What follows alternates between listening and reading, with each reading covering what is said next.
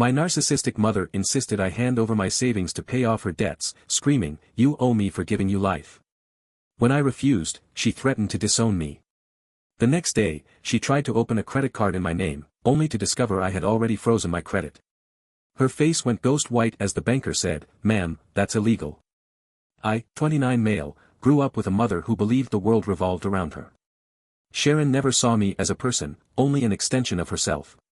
If she wasn't benefiting from me in some way, I didn't exist. She was the kind of mom who would take my birthday money because she needed it more. If I got a gift card, she'd demand I trade it for cash so she could borrow it. I never saw a dime back. I moved out at 18 and worked my ass off to become independent. College wasn't easy, but I got scholarships and worked part-time jobs to stay afloat. By the time I was 29, I had a stable job in IT and about $60,000 in savings. I wasn't rich, but I was proud of what I had built. Then my mother found out about the money. One evening, I got a call from Sharon.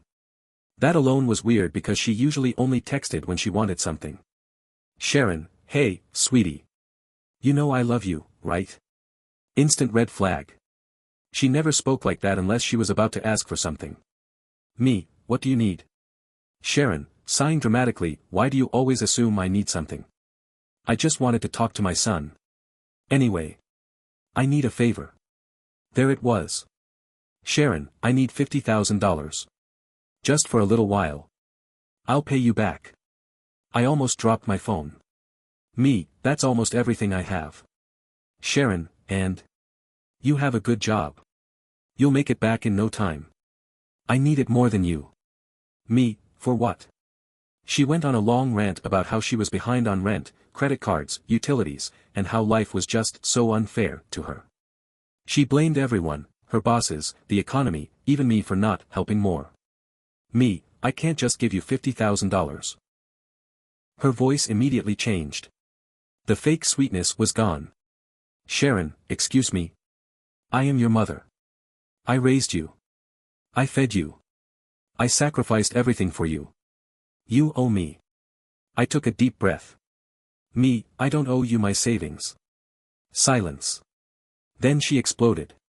She started screaming. Calling me ungrateful, selfish, heartless. Saying I was abandoning her, that she should have never had me, that I owed her for giving me life. I let her rant. When she finally stopped, waiting for me to apologize, I just said, "Me, no, Sharon," shocked pause. What? Me, no. I'm not giving you the money. She lost it. I pulled the phone away from my ear as she screeched about how I was a horrible son, how I'd regret this, how she'd disown me. Then she hung up. I woke up to 47 missed calls and at least 100 texts. They ranged from love bombing, "I forgive you, let's talk," to full-blown threats, "You're dead to me, I hope you suffer." I ignored all of it. I figured she'd cool down. She didn't. That afternoon, I got a call from my bank. Banker, hello, Mr. Last name. We're confirming your application for a new credit card with a $20,000 limit. I sat up straight. Me, I didn't apply for a credit card. Long pause. Banker, we have an application here, in your name, submitted in person. I felt cold all over. Me, who submitted it? Banker, a woman claiming to be your mother. My stomach dropped. Me, decline it. Now. And freeze my credit. Thank God I had a PIN set up for new applications. Otherwise, she might have gotten away with it. I grabbed my keys and drove straight to the bank. I needed to see this for myself. And guess who I found at the counter, arguing with the banker? Sharon. She turned and saw me walk in. Her face immediately went pale. Banker, politely but firmly, "Ma'am, we cannot proceed with this application." Sharon, fake laughter, "Oh, my son must have misunderstood. It's just a family credit card. He meant to approve it, right, honey?" I folded my arms. Me, no, I didn't. This is fraud. The banker nodded. Banker, attempting to open credit in someone else's name without permission is illegal. If you don't leave, we will involve law enforcement. Sharon's face drained of color. She stammered, tried to argue, but the banker didn't budge. I just stood there, staring at her. She had no way out. Her hands shook as she grabbed her purse. Then she turned to me and whispered, voice dripping with venom, "Sharon, you will regret this." She stormed out. That night, she sent more texts. "You humiliated me. You are the worst son ever. I should have aborted you. I hope you lose everything. And the best one, you are no longer my son." I read it. Then I blocked her. I sat there, phone in hand, trying to process everything. My own mother had tried to steal from me. When that failed, she disowned me. And yet, I felt nothing. No sadness. No regret. Just relief. But I knew it wasn't over. Because Sharon wasn't the type to give up. For the next few days, things were eerily quiet. No texts, no calls, nothing. I should have known that was a bad sign. A week later, I got a call from my sister, Becca, 26F. "Becca, what the hell did you do to Mom?" "Me, what are you talking about?" She sighed. "Becca, she's telling everyone you stole money from her. She's saying you drained her account and left her homeless." I had to laugh. "Me, that's insane. You know that didn't happen." "Becca, of course I know. But other people don't." Apparently, Sharon had been calling relatives, family friends, even my old teachers, telling them I had betrayed her.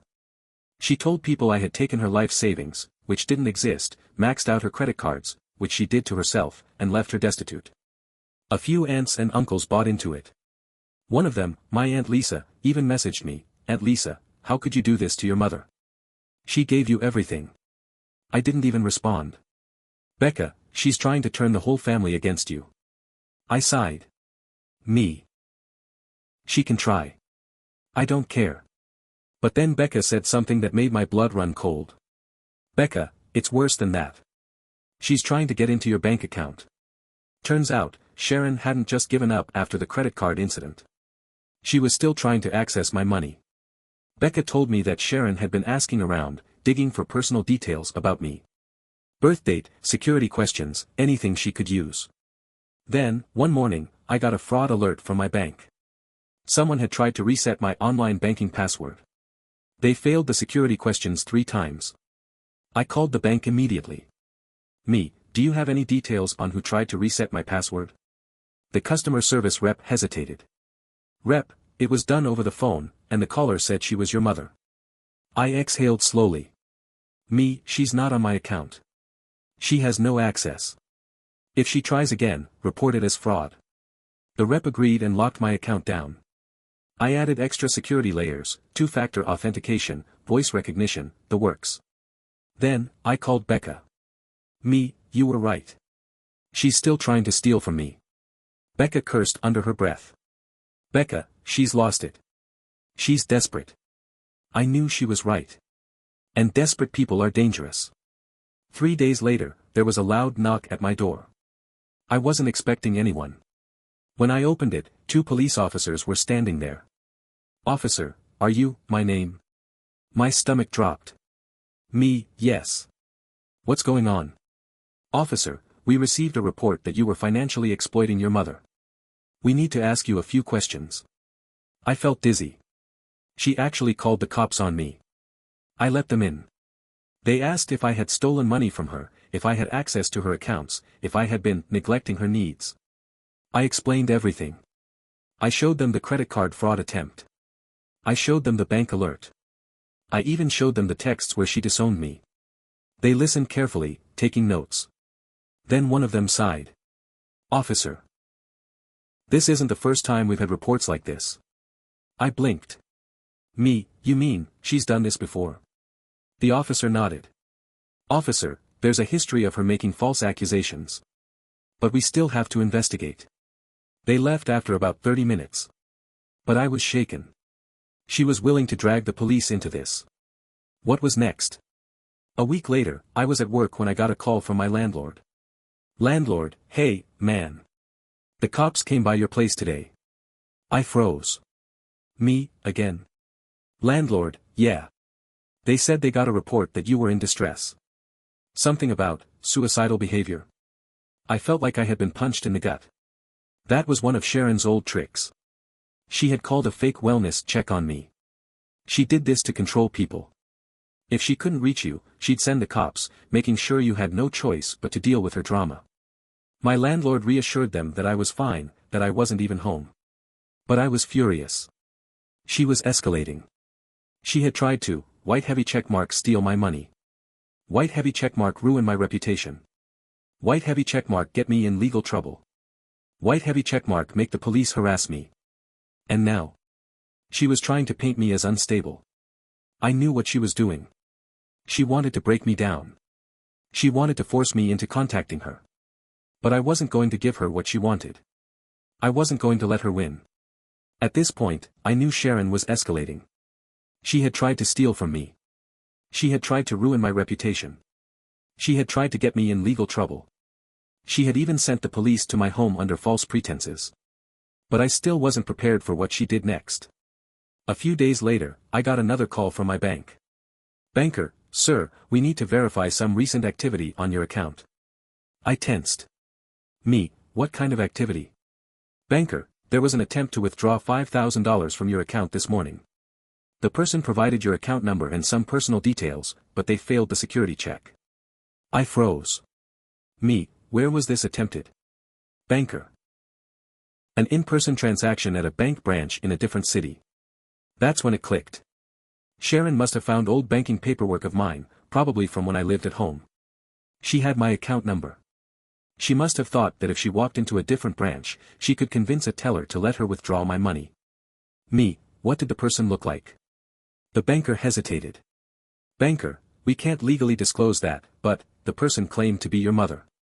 I exhaled. Me, decline it. Lock my account down. Again. Then I hung up and called Becca. Me, she just tried to withdraw money from my account. Becca cursed under her breath.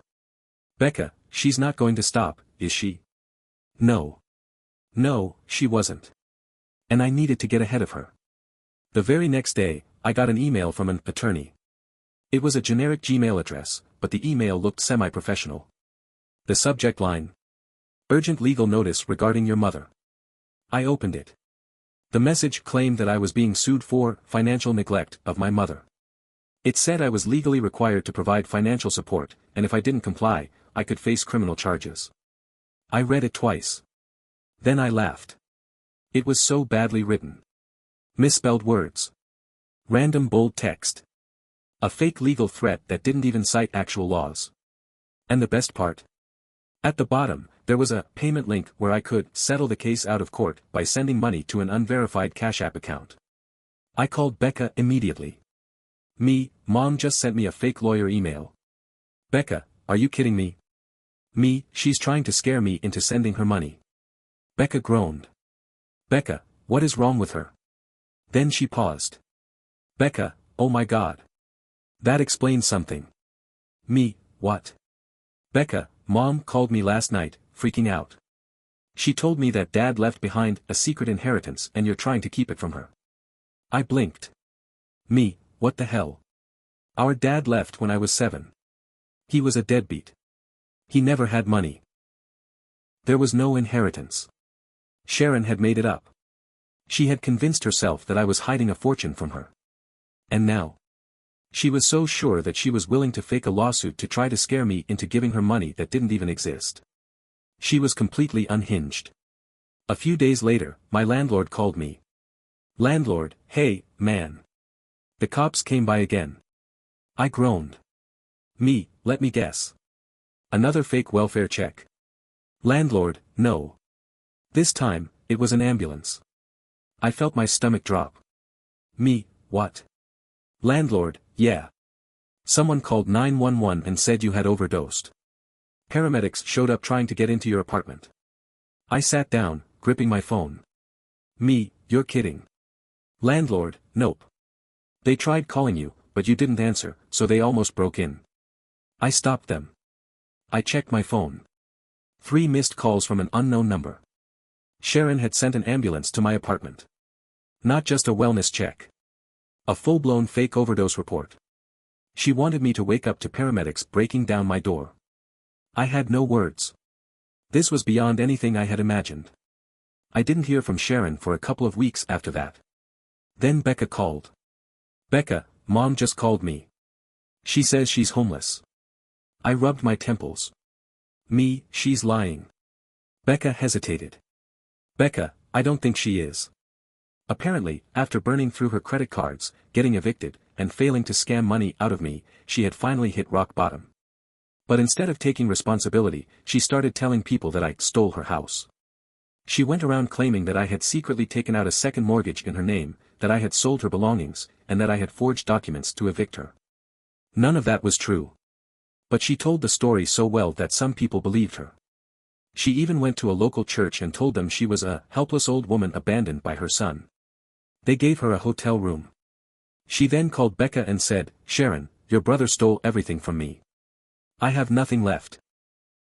If I die on the streets, it will be his fault." Becca was shaken. Becca, I think she's losing it. I sighed. Me, she lost it a long time ago. But I knew this wasn't over. Not by a long shot. Because people like Sharon, they never go down quietly. Sharon had burned every bridge, but she wasn't done yet. After faking lawsuits, trying to steal my money, and even staging a fake overdose crisis, she finally hit rock bottom. But instead of accepting responsibility, she made it my fault. I ignored the rumors she spread. I ignored the calls from random people demanding that I fix this. I ignored her attempts to guilt Becca into helping. But Sharon wasn't the type to fade away quietly. She had one last stunt planned. And this one? She made sure it was public. It was a Saturday afternoon when Becca called me, panicked. "Becca, you need to get down to St. Luke's now." Me, what? Why? Becca, Mom's here. She's making a scene.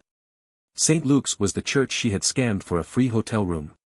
Now, she was in front of the entire congregation, sobbing and screaming, saying I ruined her life. I didn't want to go. But Becca sounded shaken. "Becca, she's saying she'll kill herself if you don't come." I sighed. She had used this threat before. But if she was this desperate, she might actually be willing to hurt herself just to prove a point. So, I went. When I pulled up, I saw a crowd gathered outside. Sharon was at the top of the church steps, wailing. She looked awful. Her hair was unwashed, her clothes were baggy, and her usual forced elegance was gone. She saw me and collapsed to her knees. "Sharon, there he is. There's the monster who ruined my life." A murmur ran through the crowd. Some people looked at me in disgust. Others looked confused. A priest, Father Daniels, turned to me. "Father Daniels, son, your mother says you left her homeless. That you stole from her. That you refused to help." I clenched my jaw. I took a deep breath. And then, I told the truth. I didn't yell. I didn't scream. I just spoke clearly. I told them how Sharon had never worked a stable job. I told them how she had stolen from me my entire life. I told them how she tried to open credit in my name. I told them how she called the police on me. Twice. I told them how she tried to hack into my bank account. I told them how she faked a lawsuit to scare me. And then I pulled out the proof. I had screenshots. Bank statements. The fraud alerts. The police reports. I even had the fake lawyer email. The crowd fell silent. Sharon's fake sobbing stopped immediately. She looked at me with pure hatred. "Sharon, you're lying." Me, I can forward the emails to anyone who wants them. Father Daniels looked between us. He wasn't stupid. He saw the inconsistencies in her story. He saw the evidence. And then, he turned to Sharon. "Father Daniels, ma'am, is any of what he said untrue?" For the first time, she looked trapped. Her eyes darted around, looking for someone, anyone, to back her up. But the people she had manipulated, they weren't siding with her anymore. She let out a choked sob and tried one last trick. "Sharon, I was just desperate. I just needed help. But my son, he's so cruel, he abandoned me." No one reacted. She saw it. She knew. She had lost. The church cut her off. No more free hotel stays. No more sympathy. No more donations. Becca, who had been on the fence about cutting her off, finally saw everything. "Becca, I can't believe I defended her." Me, she's been manipulating us since we were kids. Becca didn't argue. We walked to my car in silence. Then she sighed. Becca, so, what now? I looked back at the church steps. Sharon was alone, hunched over, rocking back and forth. For a second, I felt pity. Then I remembered everything she had done.